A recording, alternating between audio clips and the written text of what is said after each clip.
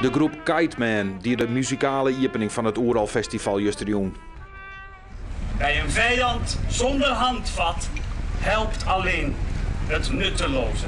Daarna kwam de dichter des vaderlands Ramzi Nasser met een manifest in dichtvorm. Misschien wat abstract, maar wel met een duidelijk boodschap aan Den Haag. Om net te bezuinigen op cultuur en vooral net op het Oeral Festival. Tweede Kamervoorzitter Gerdy Verbeet zult daarmee onder oren naar de informateur. Ik zal zorgen dat alle fractievoorzitters dit gedicht krijgen. En ik hoop dat ze dan ook goed begrijpen wat de bedoeling ervan is. Mocht dat niet duidelijk zijn, dan ben ik altijd bereid om wat uit te leggen. Dat hoort ook bij het werk.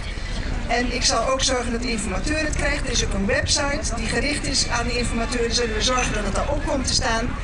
En op www.manifestvanterschelling kan Els niet eens typen aan.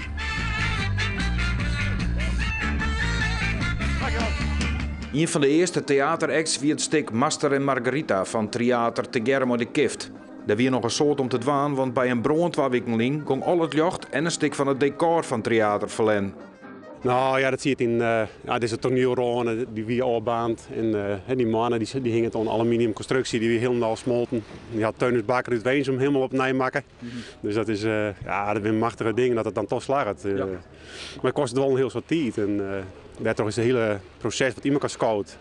Dus we moesten wat skippen met de tijd, de techniek en de spelers. We willen natuurlijk zo vol mogelijk hier op een vlier aan het werk. Maar goed, dat is al heel goed voor doen. Het is correct op het tijd leer. Dus wie het leer. Verder binnen de deze week staan 40 theaterstikken, 50 muziekvoorstellings en is er een soort kunst- en streettheater te zien op Oeral 2010.